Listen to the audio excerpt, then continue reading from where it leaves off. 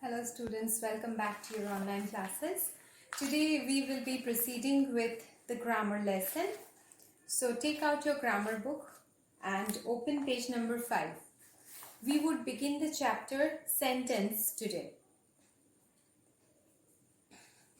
Take out your book and be ready with a pencil. Okay? So let us begin. Sentence is a group of words which gives a complete sense. It makes a complete sense. Now there are some features in a sentence which are very important. The first word of each sentence must begin with a capital letter. The next feature is that it must have a finite verb. Now the word finite is very important. It cannot just be any verb. Okay. It should be a finite verb. At least one finite verb should be there in the sentence. The next point which you can say is that it should have a proper punctuation mark at the end, either a full stop or a question mark or an exclamation mark. Okay, and then the sentence has a subject and a predicate. Then the next term we are going to learn is phrase. You already know about sentence and phrases, so this chapter is like a recapitulation of what you have already learned in your previous class. So phrase is also a group of words, but unlike sentences, a phrase does not make a complete sense. It gives some sense but not complete sense. Okay, so this is the difference between sentence and a phrase. A sentence may contain one or more than one phrases. They are a part of a sentence. A phrase cannot exist by itself. Now, based on the work that it does in the sentence, whether it qualifies a certain person or whether it acts as a noun or whether it acts as a preposition, we classify, or an adverb, we classify the phrases into many types of phrases. We would come to that later. Today, we will start with sentences and the phrase. That means the simple definition of both of them. We have already done it now. Now, any example of a sentence, write it in your copy on your own, and the phrase also you should write on your own. Now, let us begin the first exercise which is given. The first exercise is given to test whether you can identify the difference between phrase and sentence. Okay, so the first is underline the phrases in these sentences. All of these sentences contain a phrase. Now you have to identify the phrase and underline them. So I expect that if you do it in your copy, you will write the full sentence and then you will underline the part which is a phrase. The first one is, the garden was full of red roses. Full of red roses is the phrase. I have already given this to you. I think you have copied it in your copy. If you have any different opinion about the answers, please let me know. Okay?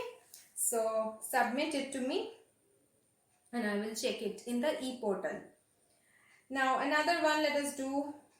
In spite of starting late. Number 4. In spite of starting late, we reached in time. So here, in spite of starting late will be the phrase. Now let us come to the second part of the first exercise. You have to tick the group of words that are sentences. Okay. So let's see. Number 2 is a proper sentence. Number 3 is a proper sentence. Number 4 is a proper sentence. Number 8 is a proper sentence because it conveys a complete sense.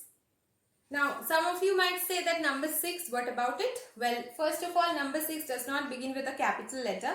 And the second one is, it is a probability, does not give you a complete sense. What is a probability? The question comes. Okay, so something is missing in the sentence. So we will not qualify that as a sentence. We will take number 8 as a sentence, number 9 as a sentence and number 10 as a sentence. So number 8 too, you will be ticking 2, 3, 4, 8, 9 and 10. Okay. So these are the proper sentences in the given question. Now let us come to the next part, that is parts of a sentence.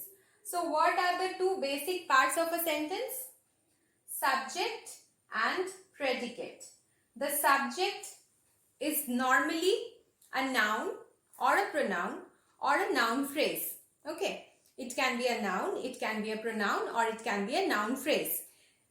Usually the subject of the sentence comes in the beginning of the sentence, but there are many exceptions to the rule. If I say the sentence, "What a beautiful dress," here the subject is the beautiful dress. A beautiful dress is the subject, but it is coming at the end of the sentence.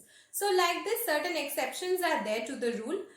Sometimes the subject might come in the middle of the sentence, sometimes it might come at the end. So what is your work? Your work is to identify the subject in the sentence. How? By understanding what is the main thing in the sentence about which the action is being done, or the action is done to it. Okay, so subject is the noun or pronoun or the noun phrase in the sentence about which the predicate of the sentence is telling us something. Now the rest of the sentence is the predicate. The predicate has a verb in it. Okay, so a verb is an essential part of the predicate. Now let us come to the next exercise, exercise number B.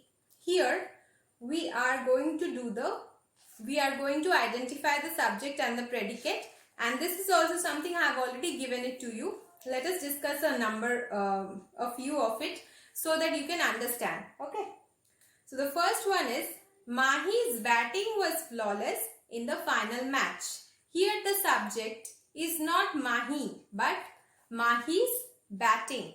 Okay, that is Mahi's batting is the subject. About the batting, the rest of the sentence is being said. So Mahi's batting will be the subject and was flawless in the final match will be the predicate. Number 2, most parts of Africa are covered with jungles. Here also, most parts of Africa, the whole phrase will be the subject. Most parts of Africa will be the subject and are covered with jungle will be the predicate. The next is, India is a densely populated country. This is an easy one. India is a single word, it's a noun and it is the subject. India is the subject, is a densely populated country is the predicate. Number 4, the novel Anandomart was written by Bankim Chandra Chatterjee. The novel Anandomart will be the subject and was written by Bankim Chandra Chatterjee will be the predicate. Okay. So here I discussed with you 4 of the sentences. All the solutions I have already given it to you. I hope that you have copied it properly. In our next session, we will continue with this chapter. We will be discussing about the kinds of sentences. And before that, I will also give you something extra to write at your home. Right? Okay. So thank you for today's lesson.